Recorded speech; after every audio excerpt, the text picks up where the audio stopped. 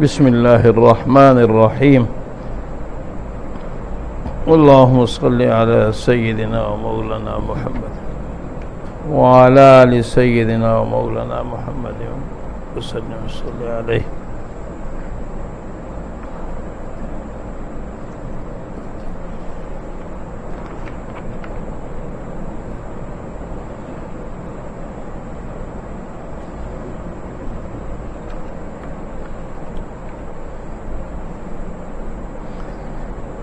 شعر نمبر 11 ہے.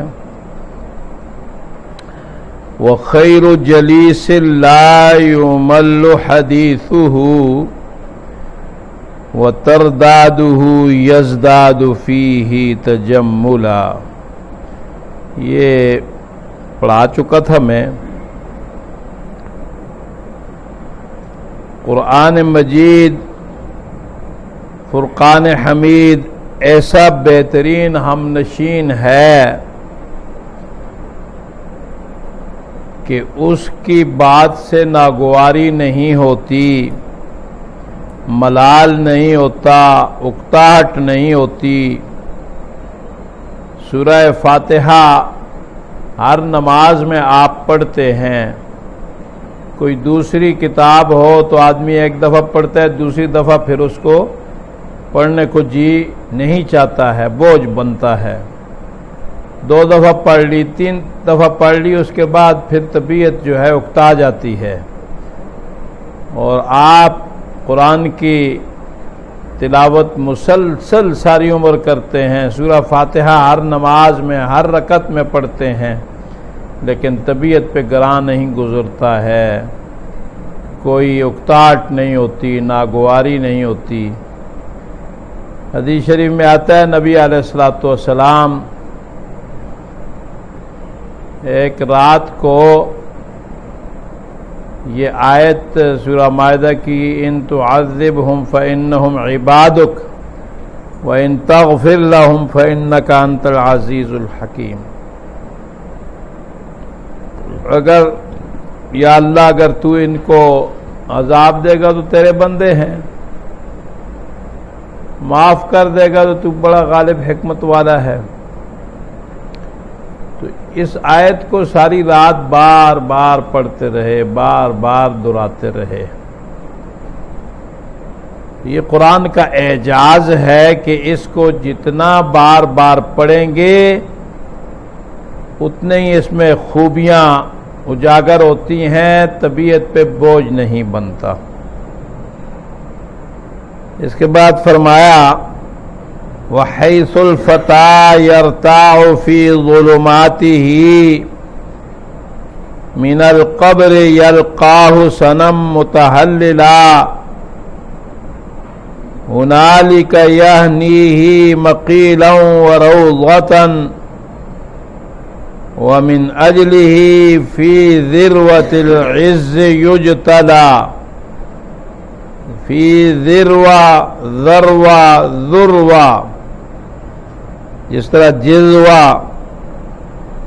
تینوں اس پر حرکتیں آتی ہیں، عدوہ عدوہ عدوہ، اسی طرح ذروہ تینوں حرکتیں اس پر مستعمل ہیں. حیث کا عامل یلقاہ بشبائہا فتوت سے مشتق ہے وہ جوان جس میں مکارم اخلاق ہوں، اخلاق کی ساری خوبیاں جمع ہو جائیں. یہ مبتدا ہے اور پورا جملہ جو ہے وہ خبر ہے، اور الفتى یرتاع یہ جملہ اسمیہ خبریہ بنے گا.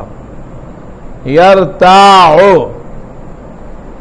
یہ اصل میں ہے یرتوع، روع اس کے معنی ہے خوف کے، ڈرنا. من القبر یہ ظلمات جو ہے اس کی صفت سے یہ حال ہے. اور ثنا متحللہ یلقاؤ کے فاعل سے یا مفعول سے دونوں حال ہیں. ثنا مقصورہ روشن، روشنی کو کہتے ہیں. اگر ثناء ہو تو یہ ممدود جو ہے اس کے معنی بلندی کے آتے ہیں. متحلل ای مستنیر. فرمایا جس جگہ وہ جوان قاری فتح، جوان سے مراد کون ہے؟ قاری. وہ قاری یرتا ہو، گھبرائے گا، ڈرے گا، رو سے گھبراہٹ محسوس کرے گا. فی ظلماتی ہی، اپنے اندھیریوں میں، اپنے گناہوں کی اندھیریوں میں. من القبر، یعنی قبر میں. جب یہ جوان، یہ قاری قرآن، حامل قرآن قبر میں اس کو گھبراہٹ ہوگی، اس لیے کہ وہاں اندھیرے ہوں گے، منکر نکیر آ جاتے ہیں. حدیث میں آتا ہے کہ دفنانے کے بعد، مٹی ڈالنے کے بعد، اب دفنانے والے جو ہے رخصت ہی ہو رہے ہوتے ہیں، ان کی جوتیوں کی آواز آ رہی ہوتی ہے.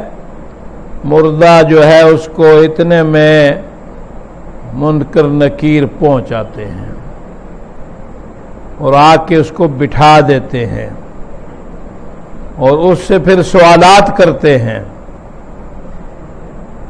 تو ظاہر بات ہے ایک وحشت کی جگہ ہے. تو وہاں جب گھبراہٹ ہوگی اس قاری کو، اس جوان کو، یلقاہ، اس قاری سے ملے گا وہ قرآن.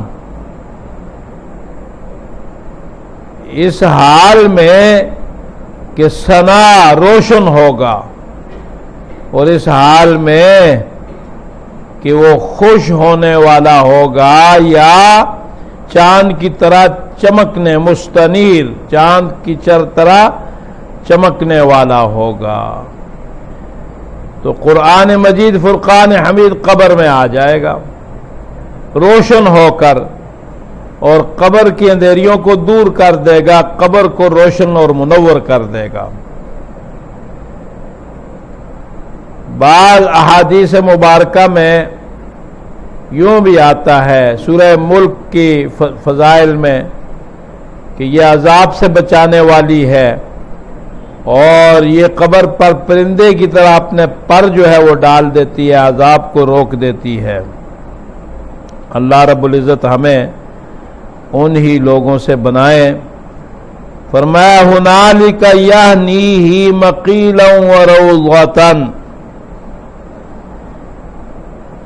یہ ہنالک، یہ اشارہ بعید کے لیے ہے. یعنیہ، یعنی اوہ، اس میں تخفیف کی گئی ہے. فرمایا وہاں پر وہ قبر اس قاری کو خوشگوار معلوم ہوگی. وہ جو گناہگار ہوگا نا قاری، تو قبر اس کو اب قرآن کی وجہ سے خوشگوار نظر آئے گی. مقیلاً، قیلولہ کی جگہ ہونے کے اعتبار سے. وروضۃً، روضہ یہ باغ کو کہتے ہیں. والروضۃ الجنہ، باغ ہونے کے اعتبار سے اور جائے قیلولہ ہونے کے اعتبار سے. وَمِنْ أَجْلِهِ، اور اس قرآن کی وجہ سے، قرآن کی بدولت، قرآن کے اجل سے. فی ذروۃ العز، عزت کی بلندیوں میں، ذروہ ذروہ ذروہ بلندیاں، عزت کی بلندیوں میں، یجتلا تعجب سے دیکھا جائے گا، جھانک کر دیکھا جائے گا۔ کوئی نئی ایسی چیز ہو نا تو لوگ اس کو آگے اس طرح ایڑیاں اٹھا کے پنجوں پر کھڑے ہو کے دیکھتے ہیں، اسے کہتے ہیں جھانک کر دیکھ رہے ہیں۔ مقصد یہ ہے کہ قبر ایک ہیبت ناک جگہ ہے۔ جب قبر میں آدمی جاتا ہے تو وہاں اس کو ایک وحشت ہوتی ہے، وہاں کوئی مونس و غم خوار اب نہیں ہے، تو یہ حامل قرآن ہے تو یہ آ کر قبر کو منور کر دے گا، قبر کو روشن کر دے گا۔ اب اس کی جو وحشت ہے وہ دور ہو جائے گی۔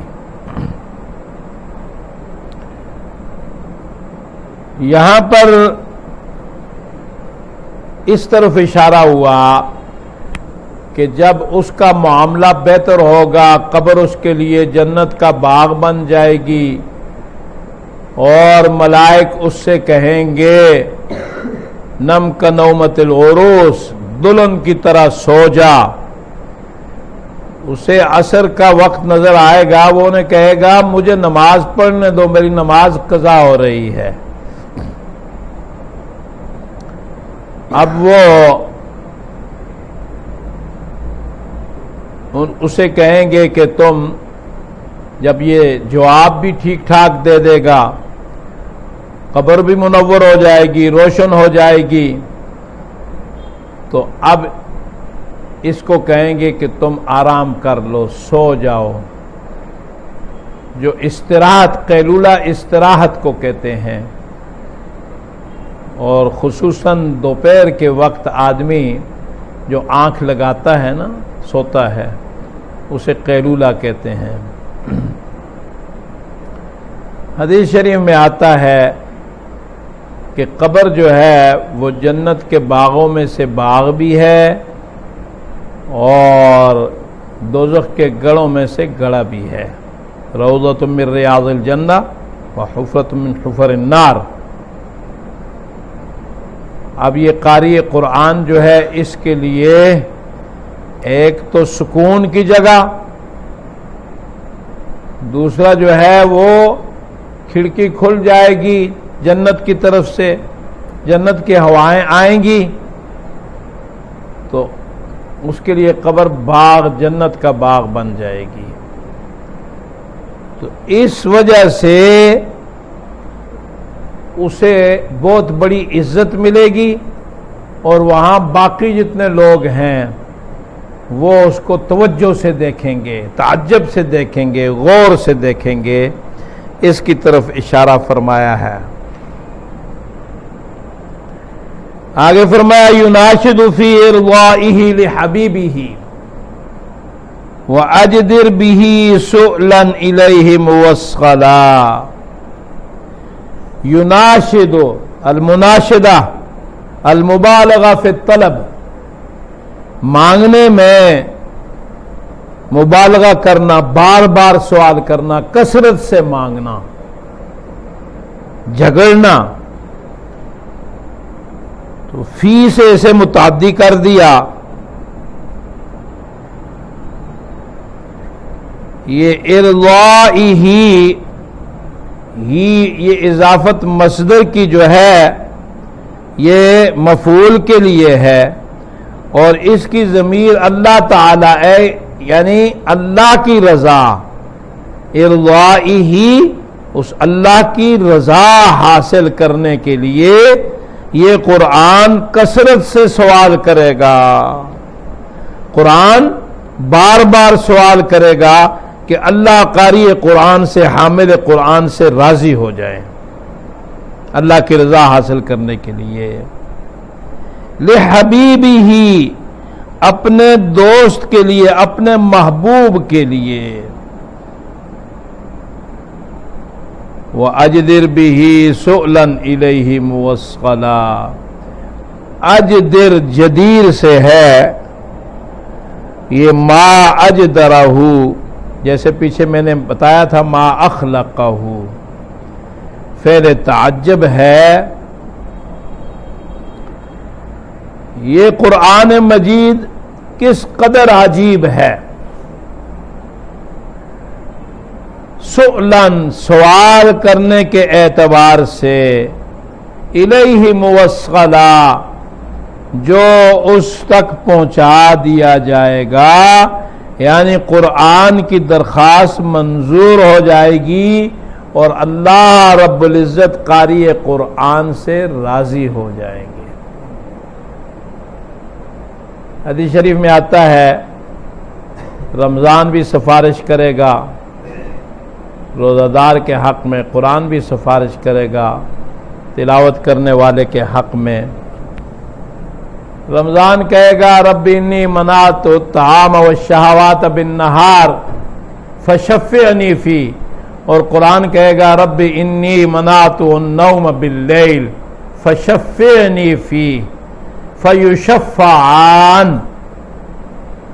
نبی علیہ السلام فرماتے ہیں کہ دونوں کی سفارش اللہ قبول فرما لیں گے. روزہ کہے گا یا اللہ میں نے اس کو بھوکے پیاسے رکھا، قرآن کہے گا یا اللہ یہ راتوں کو میں نے اس کو جگایا، نیند نہیں کرنے دی، تو فرمایا فیشفعان، دونوں کی سفارش اللہ قبول فرما لیں گے اور اللہ رب العزت اس سے راضی ہو جائیں گے.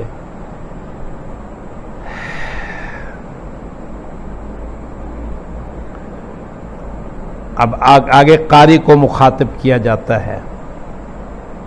فَيَا أَيُّهَا الْقَارِي بِهِ مُتَمَسِّكًا مُجِلًّا لَهُ فِي كُلِّ حَالٍ مُبَجِّلًا. بس اے وہ قاری جس کی حالت یہ ہے بِهِ مُتَمَسِّكًا، اس قرآن کے ساتھ تمسک اختیار کیا ہوا ہے. تمسک مضبوطی سے پکڑنا، قرآن کو مضبوطی سے تھامے ہوا ہے. جس طرح حدیث شریف میں آتا ہے ترکت فیکم امرین اذا تمسکتم لن تضلوا، دو کام چھوڑ کے جا رہا ہوں، ایک اپنی سنت، ایک کتاب اللہ. اگر تم ان کو مضبوطی سے تھام لو گے تو گمراہ نہیں ہوگے. پھر آگے فتمسکوا، ان کو مضبوطی سے تھام لو، سنبھال لو.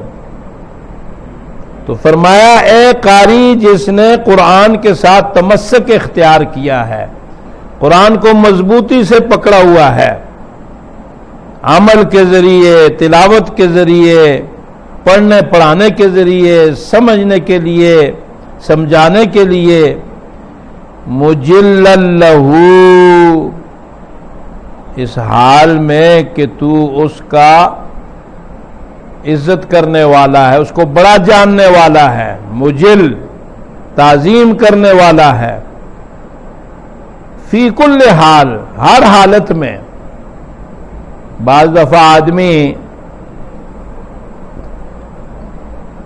پریشانی کی حالت میں ہو تو اس کے حالات بدلتے ہیں، بعض دفعہ خوشی کی حالت میں ہو، جیسے حالات ہوں.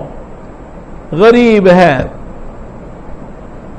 کمزور ہے، مالدار ہے، طاقتور ہے، اقتدار مل گیا ہے، کرسی مل گئی ہے، قرآن کو بڑا ہی جانے گا، قرآن کی عظمت کرے گا.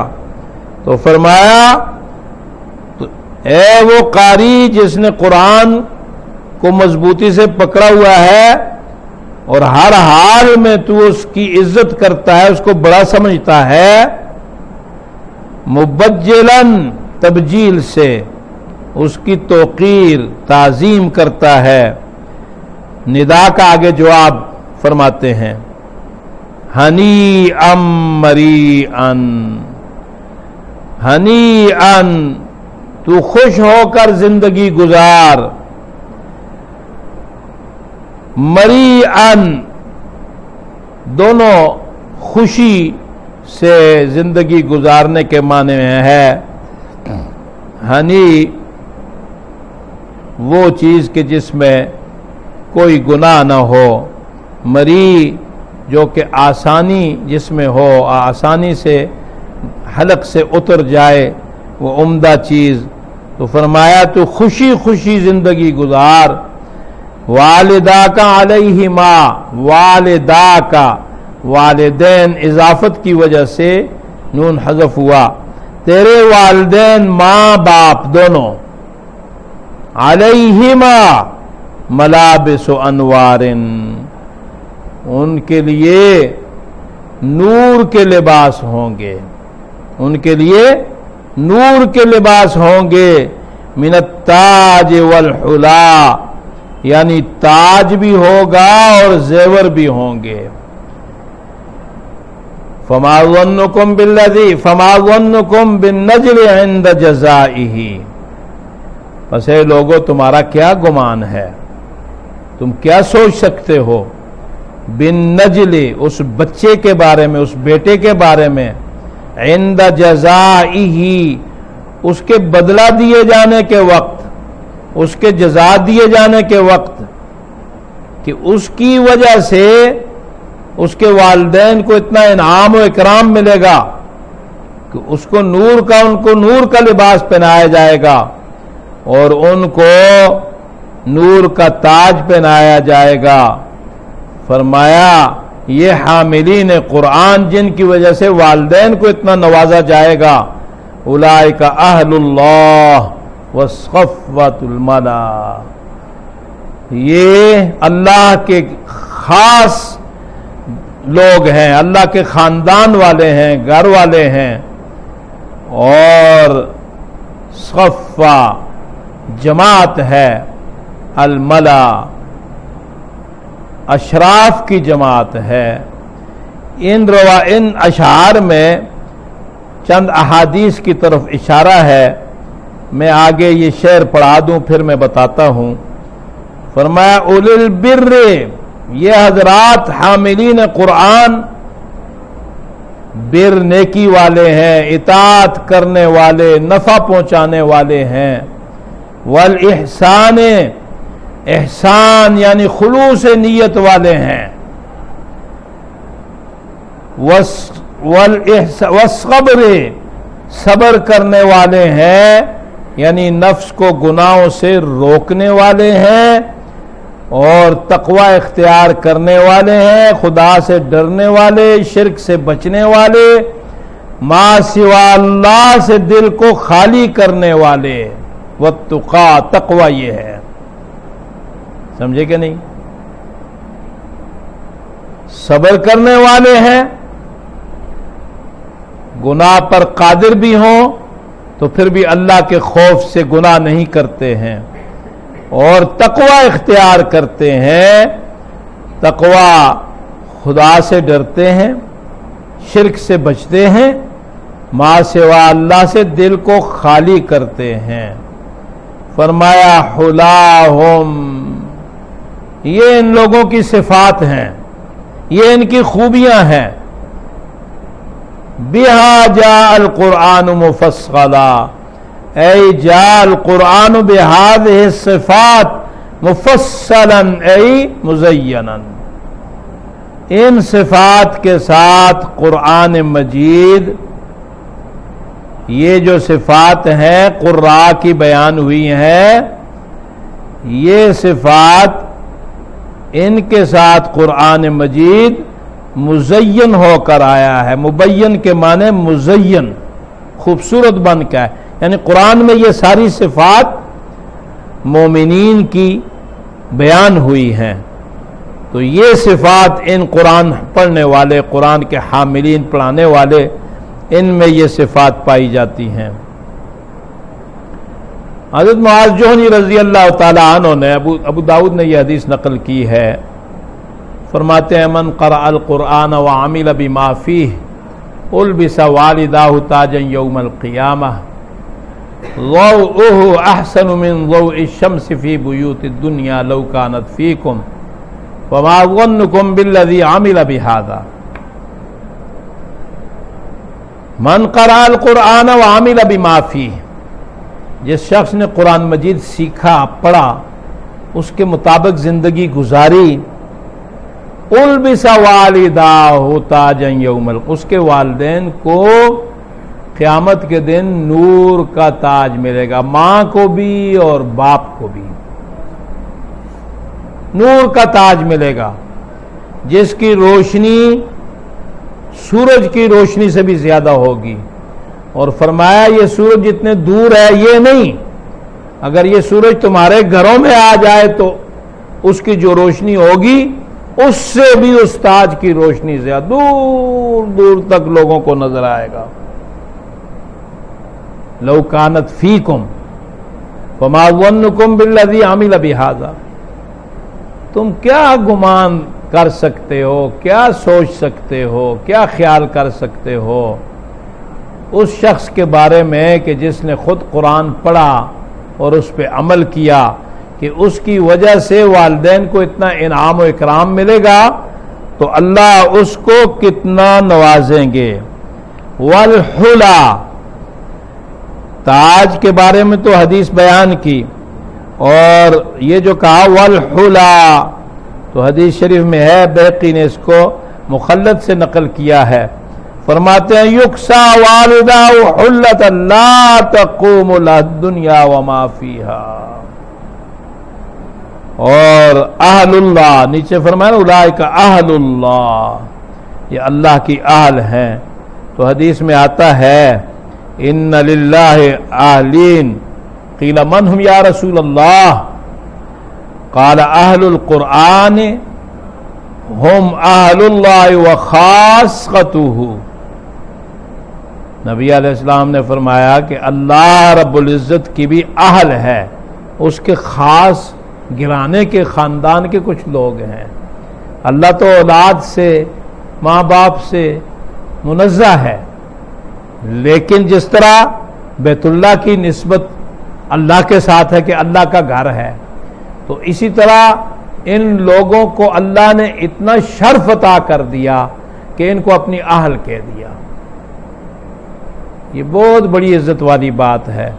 فرمایا اہل قرآن اللہ کی آل ہیں اور اللہ کے بڑے مقربین اور خاص لوگ ہیں۔ اسے سیدنا انس رضی اللہ تعالی عنہ نے روایت کیا ہے، ابن ماجہ میں یہ حدیث پائی جاتی ہے، اور یہ جو کہا ہے نا کہ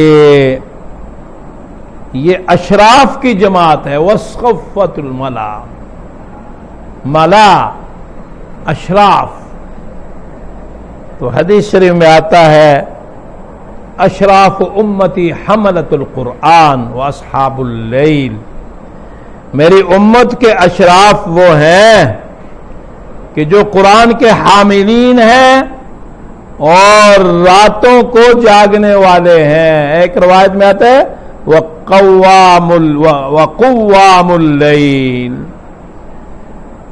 اور ایک روایت میں یوں آتا ہے عرفاء اہل الجنہ، حملت القرآن وعرفاء اہل الجنہ، جنت کے سردار ہوں گے۔ اہل قرآن جو ہے وہ اشراف کی جماعت ہے اور جنت کے سردار ہوں گے۔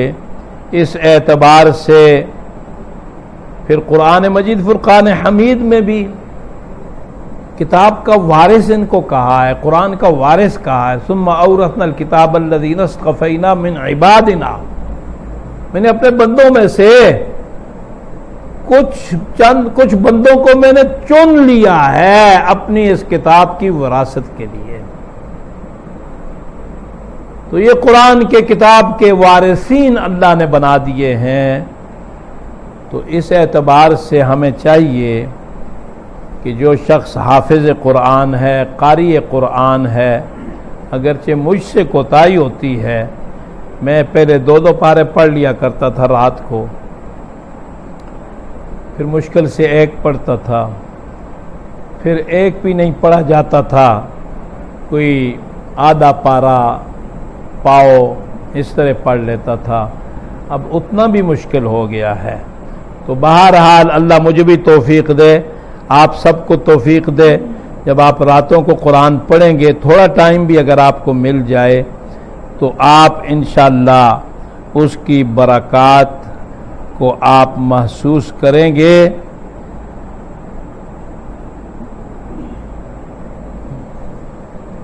دنیا اپنی طرف کھینچتی ہے اور